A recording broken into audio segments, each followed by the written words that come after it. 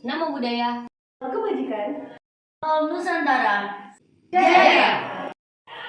Izin memperkenalkan diri, nama siswa Dinda Kartika Novianti, kelas 15, nomor siswa 2310581, absen 8. Izin memperkenalkan diri, nama siswa Kaisa Alia Fanani, asal kelas 15, nomor induk siswa 2310649, dengan nomor absen 7. Perkenalkan, nama saya Nabila Dita Ramadhani, kelas 15, nomor siswa 2310731, nomor absen 24.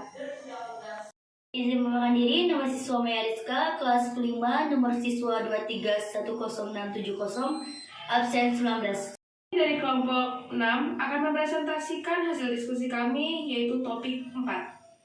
Saya akan menjelaskan topik 4, yaitu bagaimana hubungan norma dan nilai undang-undang dasar dengan norma hukum. Berikan penjelasan apakah tujuan, ciri, unsur, dan pengelolaan hukum, dan berikan contohnya.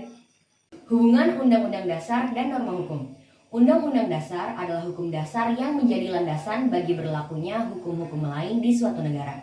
Sedangkan norma hukum merupakan kesepakatan yang dibuat oleh seluruh unsur masyarakat atau yang mewakili masyarakat di wilayah-wilayah tertentu.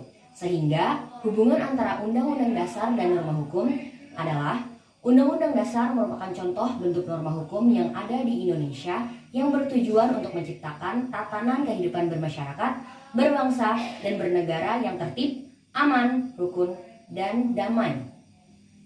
Selanjutnya ada ciri-ciri hukum. Yang pertama, hukum itu mengatur tingkah laku masyarakat. Yang kedua, hukum bersifat memaksa. Yang ketiga, hukum mencakup larangan dan perintah. Yang keempat, hukum memiliki unsur perlindungan dan melindungi. Yang kelima, hukum menerapkan sanksi untuk pelanggaran hukum. Yang keenam dan yang terakhir itu adalah hukum diciptakan oleh pihak yang berwenang atau pemerintah. Oke, selanjutnya yaitu ada unsur hukum, mengatur tingkah laku manusia dalam pergaulan masyarakat dan dibuat oleh badan-badan resmi negara, bersifat memaksa sehingga perintah dan larangan dalam norma hukum harus ditaati oleh masyarakat. Adapun tujuan utamanya adalah untuk mengatur tingkah laku manusia dalam menjaga ketertiban, keadilan, serta mengantisipasi kekacauan di lingkungan. Unsur hukum yang kedua yaitu bersifat memaksa. Peraturan yang dibuat sifatnya memaksa. Hukum atau peraturan yang dibuat lembaga hukum resmi bersifat memaksa, artinya hukum memaksa semua orang untuk patuh. Pada intinya, hukum tidak hanya tertuju pada satu golongan saja, melainkan untuk semua orang tanpa terkecuali. Unsur hukum selanjutnya yaitu mencakup larangan perintah. Larangan adalah bagian dari kaidah aturan yang mengharamkan individu melakukan tindakan-tindakan tertentu. Misalnya, larangan melakukan pencurian atau membunuh. Unsur norma yang keempat yaitu adalah perlindungan dan melindungi. Maksudnya adalah perlindungan sebagai hal atau perbuatan yang melindungi. Lalu, hukum dapat diartikan sebagai peraturan atau adat yang mengikat, yang dikukuhkan oleh penguasa atau pemerintah. Baik, unsur hukum selanjutnya yaitu ada sanksi pelanggaran. Tujuan sanksi adalah untuk memberikan efek jera atas perbuatan melanggar hukum yang dilakukan dengan cara paksa yang telah ditetapkan oleh peraturan yang tertulis. Adapun sanksi tegas bagi para pelanggar, unsur hukum ini menjelaskan bahwa tiap pelanggaran yang dilakukan akan dikenai sanksi. Oleh sebab itu, mau tidak mau masyarakat patuh terhadap hukum yang ada. Unsur hukum yang keenam yaitu disusun oleh pihak berwenang. Tidak semua orang bisa menyusun peraturan, hanya lembaga atau badan hukum resmi saja yang bisa melakukannya. DPR dan pemerintah eksekutif memiliki hak dan wewenang untuk menyusun hukum tertulis dari tingkat bawah ke atas. Menurut sumbernya, hukum undang-undang tercantum dalam peraturan perundang-undangan. Hukum kebiasaan adat terletak di dalam peraturan kebiasaan adat. Hukum traktat ditetapkan oleh negara di dalam suatu perjanjian antar negara. Hukum jurisprudensi, hukum yang diambil dari putusan hakim terdahulu. Pengelolaan hukum selanjutnya yaitu menurut tempat berlakunya, terbagi menjadi 4, yaitu hukum nasional yang berlaku di dalam suatu negara. Yang kedua, hukum internasional, yaitu mengatur hukum dalam dunia internasional. Yang ketiga, hukum asing yang berlaku pada negara lain, antara negara satu dan negara yang lainnya. Yang keempat dan yang terakhir adalah hukum gereja atau kumpulan norma yang diterapkan gereja untuk anggotanya. Yaitu yang ketiga adalah pengulangan hukum.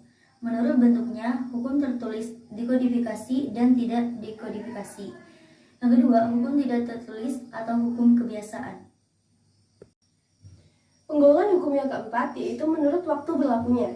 Lus constitutum atau hukum positif yaitu hukum yang berlaku saat ini bagi suatu masyarakat tertentu dalam suatu daerah tertentu.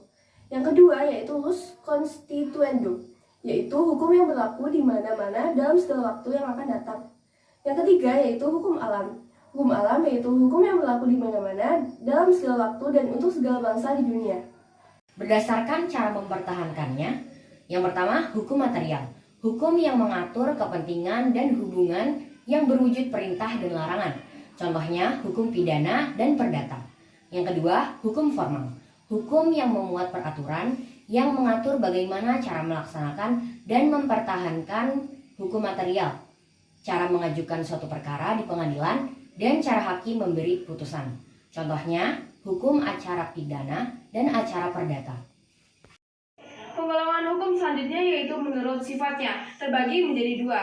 Yang pertama, hukum yang memaksa, artinya hukum dalam keadaan bagaimanapun harus mempunyai paksaan atau mutlak.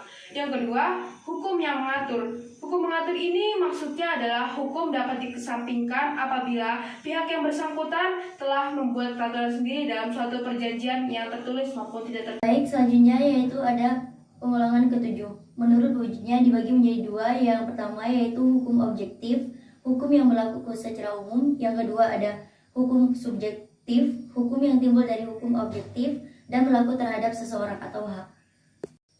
Penggolongan hukum yang kedelapan yaitu menurut isinya. Penggolongan menurut isinya dibagi menjadi dua, yaitu hukum privat dan hukum publik.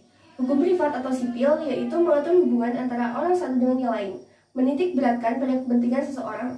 Kemudian, hukum publik atau negara yaitu mengatur hubungan negara dengan alat perlengkapan atau hubungan negara dengan perseorangan. Lalu, penerapan hukum di masyarakat. Contohnya, setiap warga yang menginap harus wajib lapor 1 kali 24 jam. Kedua, warga baru harap melaporkan diri ke ketua RT atau ketua RW setempat. Lalu, warga membayar iuran kas RT.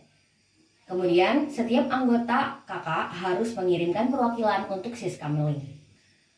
Selanjutnya, setiap pengguna jalan harus mematuhi rambu lalu lintas dan semua warga masyarakat wajib membayar pajak. Penerapan hukum di sekolah. Contohnya di SMA Taruna Nusantara sendiri, semua peraturan telah tertulis di PUDD dan Perduksis. Contohnya, siswa wajib menggunakan seragam dan atribut sesuai dengan peraturan sekolah, menjaganya dengan rapi dan tetap lengkap, hingga pulang sekolah. Yang kedua, seluruh siswa wajib mengikuti seluruh kegiatan terprogram, terproyek, dan terjadwal. Yang ketiga, siswa menjunjung tinggi Triprasetya dan Kode Kehormatan Siswa. Oke, selanjutnya bagaimana jika hukum tidak ada? Jika tidak ada hukum, maka manusia akan menerapkan hukum alam yang mungkin tidak adil, sehingga bisa terjadi kekacauan. Tidak akan ada kehidupan yang aman, nyaman, dan damai di segala kalangan tidak saling peduli. Selanjutnya, tujuan hukum. Sebenarnya tujuan hukum itu ada banyak sekali, namun pada intinya adalah untuk memberikan aturan, keadilan, kepastian hukum, dan kemanfaatan bagi masyarakat. Sebelum presentasi kami tutup, kami punya quotes untuk kalian semua, yaitu jangan meminta hidup yang lebih mudah, tapi mintalah agar kamu bisa lebih kuat dari kesulitan hidupmu.